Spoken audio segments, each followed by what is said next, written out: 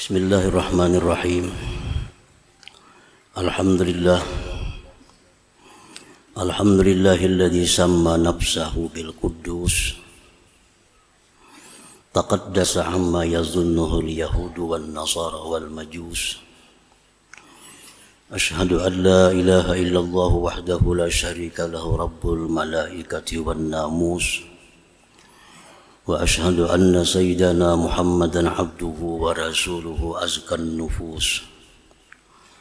Allahumma salli wa sallim wa barik ala sayyidina Muhammadin syamsis sumus wa ala alihi wa sahbihi wa zurriyatihi wa atba'ihi ila yaumin zallat fihi ar-riqabu war-ru'us. Amma ba'd. Al-mukarramun wal muhtaramun, ma'asyiral habaib wal ulama, muhibbin, hadirin hadirat rahimakumullah.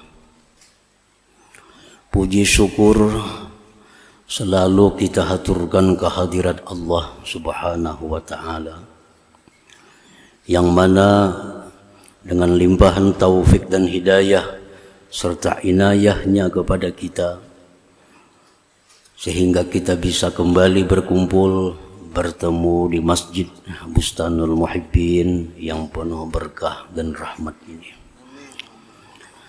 Salawat dan salam atas junjungan kita Nabi besar Muhammad sallallahu alaihi wasallam dan seluruh keluarga, para sahabat dan zuriat serta pengikut beliau sampai hari kiamat nanti.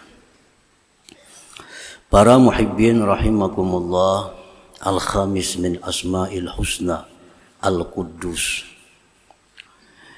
Yang kelima dari asma'ul husna adalah al-quddus. Dzukira fil Quran fi suratil Hasyr, disebutkan itu al-quddus di dalam Al-Qur'anil Karim, di dalam surat Al-Hasyr.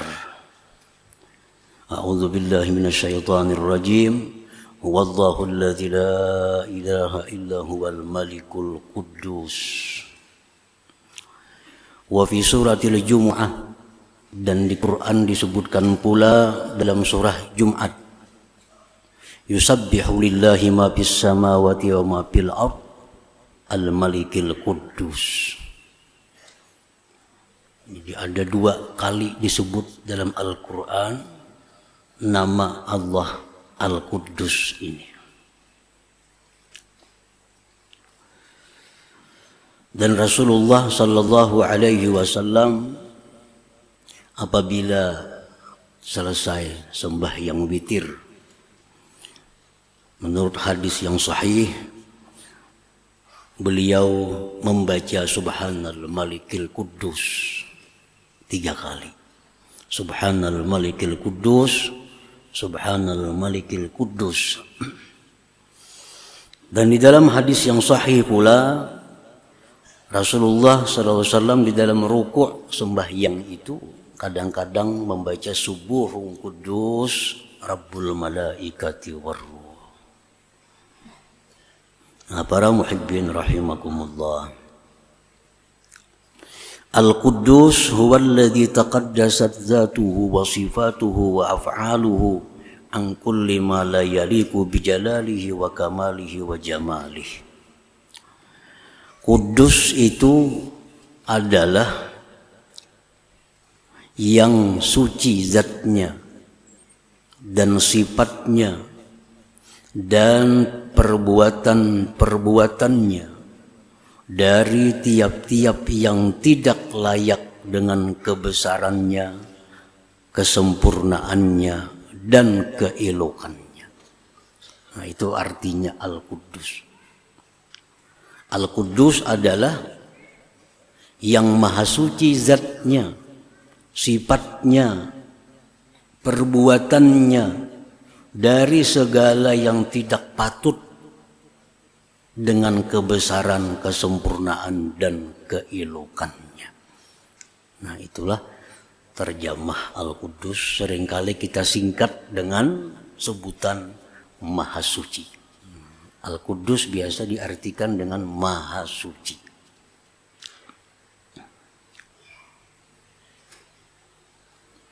Di dalam istilah agama kita ada istilah yang namanya tahlil. Tahlil itu artinya mengucap la ilaha illallah. Ada tasbih, mengucap subhanallah. Nah, ada lagi hauqalah, mengucap la haula wala quwata illa billah.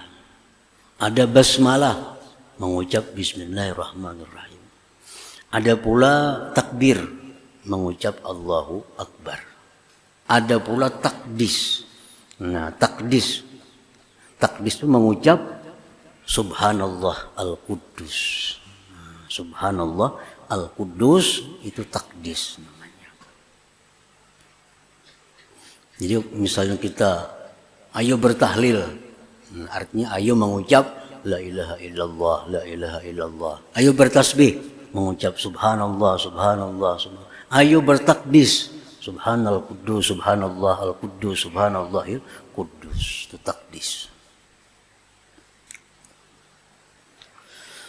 Taqaddasat zatuhu anil hajah. Maha suci zat Tuhan kita Allah Subhanahu wa ta'ala daripada hajat. Mustahil artinya Allah itu berhajat. Al-Quddus Maha suci zatnya daripada berhajat. Bahkan selainnya yang berhajat kepadanya. Allah menyuruh kita taat bukan karena Allah perlu berhajat dengan taat kita. Allah menyuruh kita sembahyang 5 waktu sehari bukan Allah berhajat kepada sembahyang kita itu. Jadi jangan kita kada sembahyang kita anggap Allah itu rugi. Allah kada perlu sembahyang kita. Taqaddasat zatuhu anil hajat. Maha suci zat Allah daripada berhajat. Kita taat, kita maksiat itu kada ada sangkut paut dengan keesaan, kebesaran Allah. Nah, jadi kembalinya itu hajat apa taat itu kepada yang melakukannya, bukan kepada Allah Subhanahu wa ta'ala. Dalam hadis qudsi Allah berfirman, ya ibadi law anna awwalakum wa akhirakum wa insakum wa jinnakum kanu ala abjari qalbi rajulin wahid minkum ma naqasa dzalik min mulki syai'a. Ya ibadi law anna awwalakum wa akhirakum wa insakum wa jinnakum kanu ala atqa qalbi rajulin wahid minkum ma zada dzalika fi mulki syai'a. Ya ibadi law anna awwalakum wa akhirakum wa insakum wa jinnakum kanu ala abjari qalbi rajulin wahid minkum ma naqasa dzalik min mulki syai'a. Akhrajahu Muslim wa Tirmidzi. Wahai hamba-hambaku, jar Tuhan, jikalau orang yang pertama dari kalian, Nabi Adam, sampai yang terakhir hari kiamat, baik manusia maupun jin, semua itu manusia seperti Nabi Muhammad SAW. Semuaan manusia mulai Nabi Adam sampai hari kiamat, semua manusia jin seperti Nabi Muhammad SAW. Taatnya, takwanya, mazada dzalika fi mulki syai'a, sedikit pun tidak menambah kebesaran kerajaanku. Artinya andai kata sealamanan manusia ini sampai hari kiamat menyembah Allah, tidak ada nyembah berhala, semuanya menyembah Allah, sedikit pun ujar Tuhan kada menambah kerajaanku, kada menambah keagungan, kejayaan kerajaanku. Dan hai hamba-hambaku, jikalau orang yang pertama dari kalian sampai yang terakhir, manusia maupun jin, mereka itu atas paling jahat hati seseorang dari kalian. Umpamanya dari Adam sampai hari kiamat macam Fir'aun semuaan manusia. Satu pun kada menyembah Allah. Manakasa dzalika min mulki syai'a, tidak mengurangi yang demikian dari kerajaanku sedikit jua pun. Nah, ini artinya bahwa Allah itu tidak perlu sedikit pun kepada taat kita. Sedikit pun kada perlu. Dan Allah pun tidak merasa lemah, tidak merasa terhina kalau kita maksiat kepada Allah. Nah, itu Al-Quddus. Taqaddasat zatuhu anil hajat. Maha suci zatnya itu daripada berhajat. Wa anil mujid. Maha suci zat Allah dari yang mengadakan. Berarti baharu maha suci. Maha suci daripada yang menciptakan. Wa anil imkan, maha suci zat Allah daripada mungkin. Mungkin itu artinya bisa ada, bisa kadada. Macam kita ini mungkin. Bisa diadakan Allah, bisa tidak diadakan Allah. Nah, zat Allah itu maha suci dari imkan, dari mungkin. Zat Allah itu wajibul wujud, wajib ada. Tidak ada kemungkinan, tidak ada. Wa anis syibhi, maha suci zat Allah daripada serupa, baik menyerupai atau diserupai. Zat Allah itu kada ada mirip dengan siapa juga pun. Wa anit tarkib, zat Allah itu maha suci daripada bersusun. Macam kita bersusun, ada tulang, ada daging, ada urat. Bersusun, jadilah zat kita. Nah, kalau Allah maha suci daripada yang demikian itu. Wa anil makan, maha suci Tuhan daripada tempat. Maha suci Tuhan daripada tempat. Di mana Tuhan? Tuhan kada bertempat. Kayak apa kada bertempat? Tuhan itu sudah ada sebelum adanya tempat. Tempat itu ciptaan oleh Allah. Nah, Allah itu sudah ada sebelum adanya tempat itu. Allah sudah ada sebelum adanya langit. Allah sudah ada sebelum adanya bumi. Allah sudah ada sebelum adanya aras. Allah sudah ada sebelum adanya kursi. Dan keadaan Tuhan sekarang sama keadaan Tuhan seperti dahulu. Nah, jadi maha suci zat Allah daripada bertempat.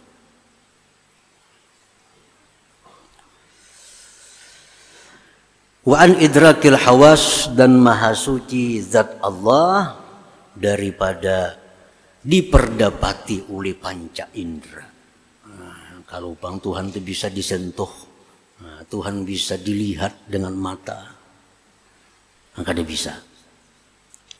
Nah, itu artinya Al-Quddus fi zatihi, maha suci Allah pada zatnya daripada hal-hal yang demikian tadi.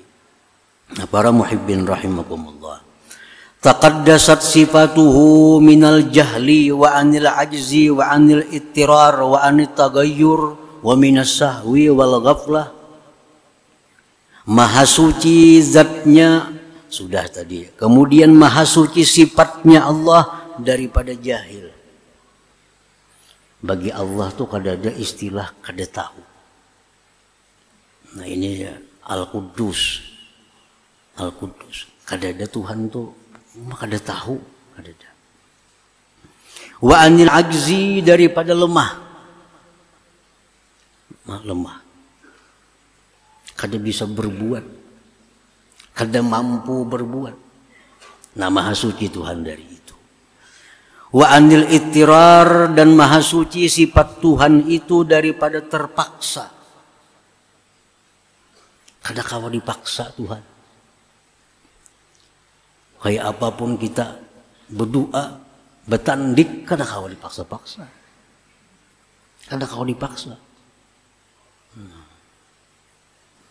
Wa anit tagayyur, maha suci sifat Tuhan daripada berubah. Kalau manusia berubah, mata dulunya tajam, sudah tuha jadi kabur. Penglihatan Allah kada bisa kabur.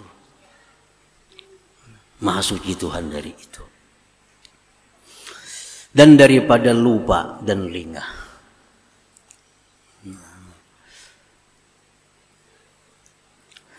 Taqaddasat asma'uhu anil ikhtira'at, maha suci nama-nama Allah daripada ulahan-ulahan bikinan-bikinan. Lianna asma'ahu tauqifiyah, karena nama-nama Allah itu tauqifiyah, datang hanya dari Allah dan Rasul. Jadi kita kada bisa, kada boleh memberi nama kepada Allah sesuatu yang tidak di luar daripada nama-nama Allah itu. Kada bisa. Walaupun bagus artinya, walaupun indah, tapi kada termasuk dalam Asmaul Husna, kada bisa ditambah. Nah, Allah maha suci namanya daripada bikinan-bikinan manusia, bikinan-bikinan makhluk. Fala yusamma bil khair, Allah tidak bisa dinamai dengan khair. Baik. Khair itu baik. Tapi khair tidak ada dalam Asmaul Husna. Nah, tidak boleh kita menyeru ya khair, kada bisa. Wasani, sani itu artinya sani mulia. Bagus artinya kan mulia. Tapi tidak ada dalam Asmaul Husna nama Allah As-Sani. Nah, tidak boleh kita menyeru Allah dengan nama yang bukan nama-nama yang datang dari Allah dan Rasulnya. Maha suci Tuhan daripada dibikin-bikin namanya. Wa taqaddasat af'aluhu, dan maha suci perbuatan-perbuatan Allah anil batil, daripada kebatilan, wa minal aghurat, daripada mengambil faidah, wa anil zulmi, daripada kezaliman, wal isaah, dan berbuat jahat. Maha suci perbuatan Allah daripada batil. Apa batil itu artinya? Sia-sia. Tidak ada satupun di alam dunia ini melainkan ciptaan Allah. Dan tidak ada satupun dari ciptaan Allah itu yang tidak ada makna, yang tidak ada hikmah di dalamnya. Maha suci Allah berbuat yang tidak ada makna. Allah menciptakan ular, ada rahasianya. Kenapa Allah ciptakan ular? Allah ciptakan nyamuk. Kenapa Allah ciptakan nyamuk? Pasti ada rahasianya. Allah ciptakan hama wiring. Pasti ada hikmahnya. Allah berfirman, "Wa may yu'tal hikmah faqad utiya khairan katsira." Siapa yang didatangkan, diberikan hikmah kepadanya, berarti orang ini diberikan kebaikan yang banyak. Kalau kita diberitahu oleh Allah, apa ini rahasianya Allah menciptakan nyamuk? Diberitahu oleh Allah. Nah, kita dapat kebaikan yang banyak. Allah memberitahu kita apa rahasianya dia ciptakan ular misalnya, cacak misalnya. Diberitahu kita hikmahnya itu, sungguh kita diberi kebaikan yang banyak. Pokoknya apapun yang ada ini adalah perbuatan daripada Allah, dan perbuatan Allah itu maha suci daripada sia-sia. Dari sia-sia. Wa minal aghurat, maha suci perbuatan Allah itu daripada mengambil faidah. Allah menciptakan ini, Allah hendak mengambil faidah, keuntungan dari itu. Maha suci Tuhan. Allah menciptakan malaikat, Allah mengambil keuntungan dari malaikat itu. Maha suci Allah. Allah menciptakan matahari, bintang, sedikit pun Allah tidak mencari keuntungan yang kembali kepada zatnya. Maha suci Allah. Nah, lain makhluk, lain kita. Kita bila mau ulah apa pasti mencari keuntungannya, pasti mencari manfaatnya. Nah. Wa anil zulmi wal isaah, dan maha suci Allah perbuatannya daripada kezaliman. Nah, maha suci Allah daripada berbuat zalim. Nah, itulah ringkasan daripada makna yang terkandung di dalam nama Allah yang kelima, yaitu Al-Quddus tadi, yang berhubungan dengan Allah Subhanahu wa ta'ala. Al-Quddus huwallazi tahhara nufusal abidin min danasil mukhalafat wa tahhara qulubaz zahidin min hubbid dunya wa tahhara qulubal arifin mimma siwahu ta'ala. Al-Quddus pula adalah yang mensucikan hati para ahli ibadah daripada hal-hal yang bertentangan dengan dia. Al-Quddus inilah yang membuat orang itu menjadi bersih daripada dosa.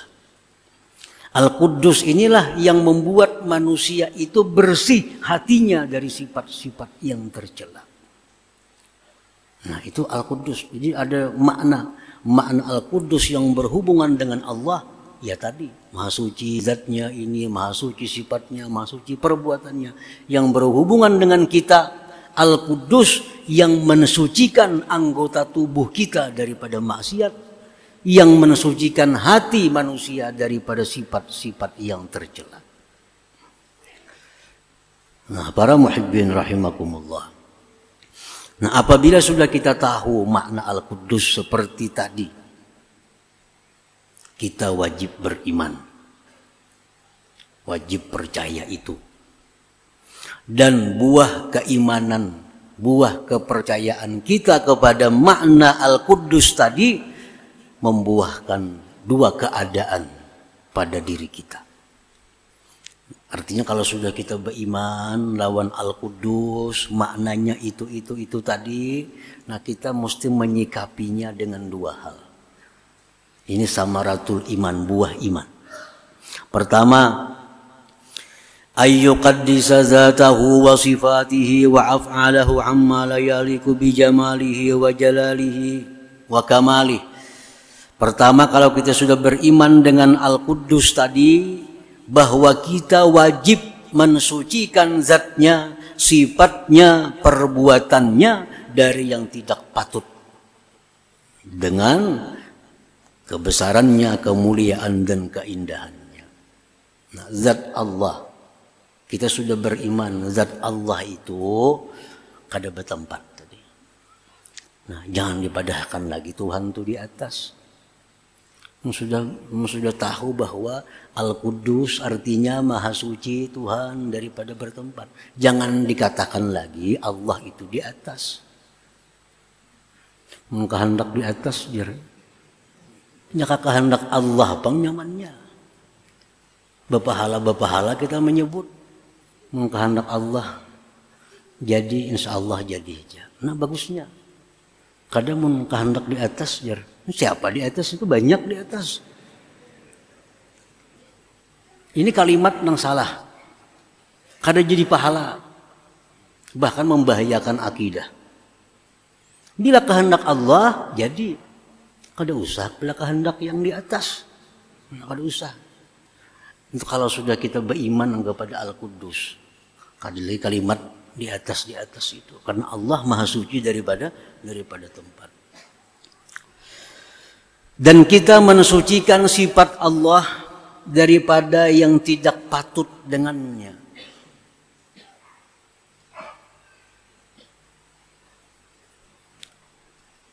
Mensucikan sifat Allah dari yang tidak patut.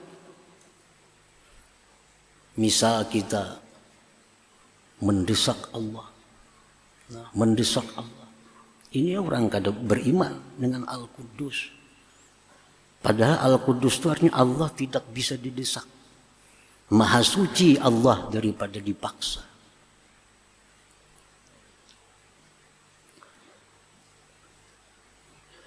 Dan lagi mensucikan perbuatan-perbuatan Allah daripada yang tidak patut. Seperti misalnya ma'iktirat kepada Allah. Kenapa Allah berbuat demikian kepadaku? Nah, itu orang yang belum beriman dengan Al-Quddus.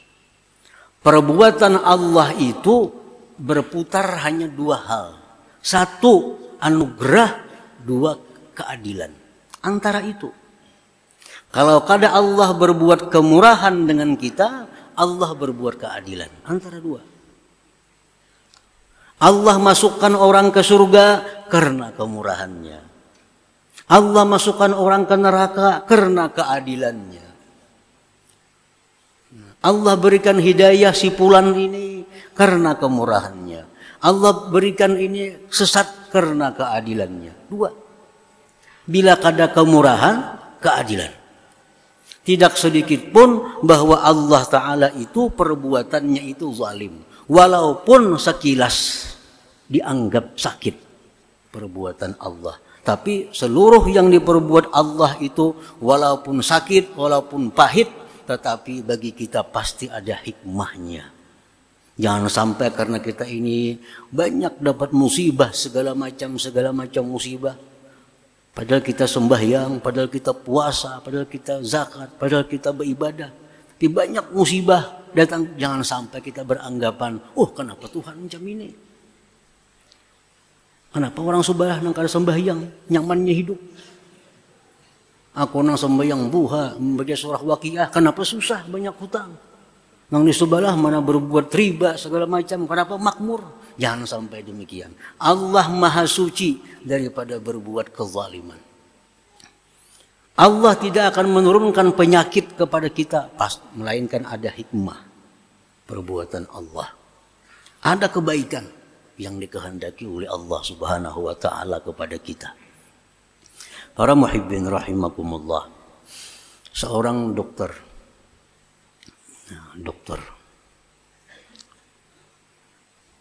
ini memutung kaki seseorang. Karena kaki orang ini karena penyakit diabetes, gula.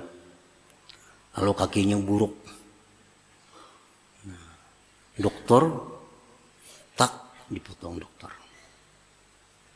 Ini menyakiti, memotong betis orang. Ada orang karena penyakit usus buntu.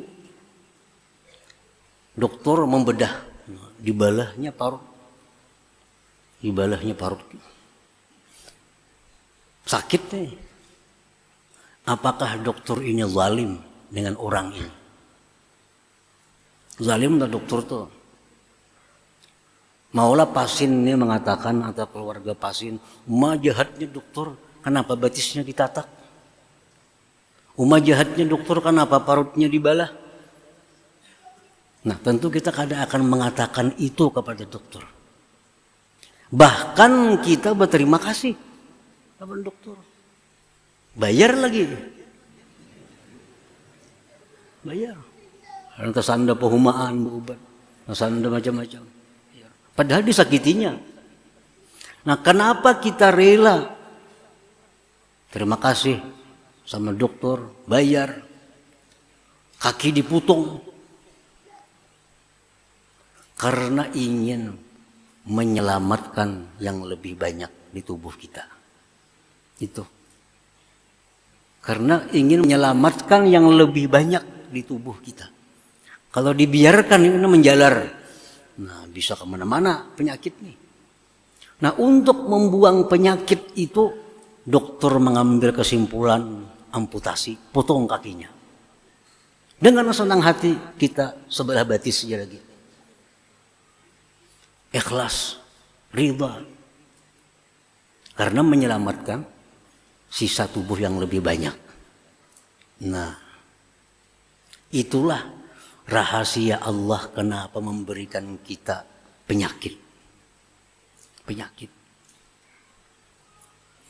Tubuh kita ini dibandingkan dengan roh tidak ada apa-apanya. Tubuh kita, jasad kita dibandingkan dengan roh kita tidak ada apa-apanya jasad. Nah, karena roh kita ini banyak dosa. Roh kita ini banyak dosa. Banyak maksiat, banyak segala macam. Nah, untuk menyelamatkan roh kita ini di akhirat daripada api neraka, diberi Tuhan kita penyakit. Yang dengan penyakit ini Allah hapus dosa-dosa roh tadi. Nah, sehingga kita bersih dan berhak untuk masuk surga Allah Subhanahu wa Ta'ala. Nah, itu penyakit.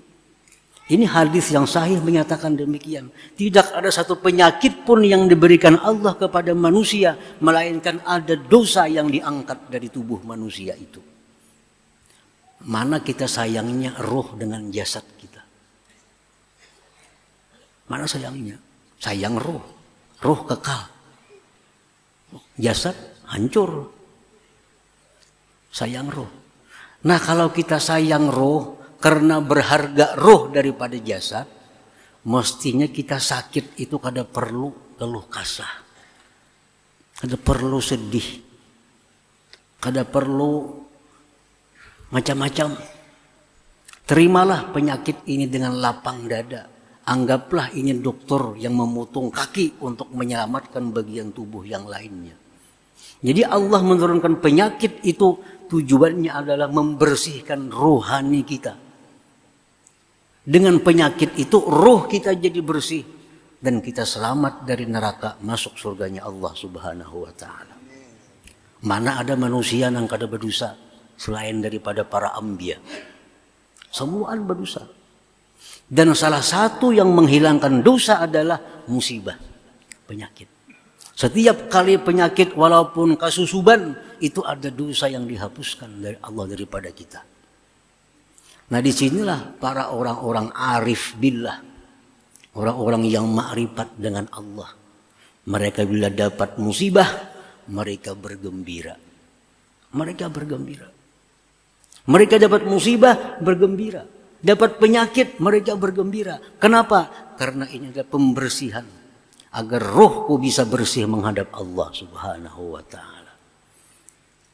Nah, jadi perbuatan Allah Ta'ala sedikit pun tidak ada zalim. Segala sesuatu yang diciptakan oleh Allah pasti ada hikmah di dalamnya. Pasti ada rahasia di dalamnya. Dan siapa yang tahu rahasia itu, maka dia dapat kebaikan yang sangat banyak. Nah, para muhibbin rahimakumullah. Cuma kadang-kadang ada manusia ini diberi Allah hikmahnya hanya satu. Tapi masih ada ratusan hikmah yang tidak diberitahu oleh Allah. Kenapa Allah menciptakan nyamuk? Penelitian para ulama sekian tahun. Hanya menghasilkan beberapa hikmah di dalamnya. Satu, Allah menciptakan nyamuk. Dengan sebab nyamuk ini ribuan manusia yang bisa hidup dengan nyamuk. Siapa? Pegawai perusahaan pabrik nyamuk. Berapa ribu sedunia nih? Pegawai-pegawai, buruh-buruh karyawan pabrik obat nyamuk itu. Yang bisa memberi makan anak bininya dengan gaji itu. Padahal diurusnya cuma obat nyamuk. Dakanya kada ada nyamuk, adalah pabrik obat nyamuk kada ada. Nah, itu hanya satu hikmah. Kenapa Allah menciptakan nyamuk? Kenapa Allah menciptakan hama wiring? Sehingga orang bahuma, orang bertani habis. Nah, itu banyak hikmah yang didapat. Satu, agar orang yang bertani ini selalu berdoa kepada Allah, selalu berlindung kepada Allah, selalu minta tolong kepada Allah agar dijaga tanamannya oleh Allah, jangan sampai ada hama wiring.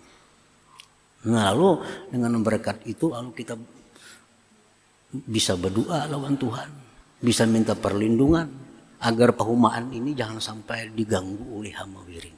Nah, jakanya kada hama wiring kita kada berdua itu. Kada berdua itu. Pokoknya setiap makhluk apapun yang diciptakan Allah pasti ada hikmahnya. Habib Ali bin Muhammad Al-Habsyi sahibul Maulid mengatakan khalaqal khalqa li hikmah.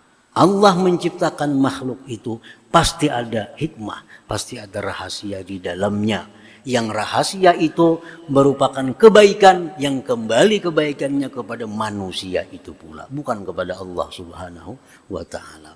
Nah, itu artinya kita mensucikan zat Allah daripada yang tidak layak, mensucikan sifat Allah dari yang tidak layak, mensucikan perbuatan Allah dari yang tidak layak. Itu buah keimanan kita kepada Al-Quddus tadi. Nah, para muhibbin rahimakumullah. Selanjutnya yang kedua adalah wa ayyuqaddisa jawarihahu anil ma'siyah wa dzalika bitaubah wa batinahu an sifatil mazmumah wa dzalika birriyadah wal mujahadah. Nah, orang yang beriman kepada Al-Quddus, satu, mensucikan Allah tadi. Yang kedua, dia mensucikan anggotanya daripada maksiat. Caranya bitaubah, dengan tobat. Dan mensucikan batinnya dari sifat-sifat tercela. Sombong, angkuh, ria, dan sebagainya, dengki, dendam. Caranya dengan melatih diri dan berjuang melawan hawa nafsu. Nah, itulah buah keimanan kita kepada nama Allah yang kelima ini, Al-Quddus. Nah, mudah-mudahan Allah Subhanahu wa taala memudahkan kita untuk mendapatkan buah keimanan kepada Al-Quddus ini. Amin ya rabbal alamin. Ya hadratin Nabi sallallahu alaihi wasallam. Al-Fatihah.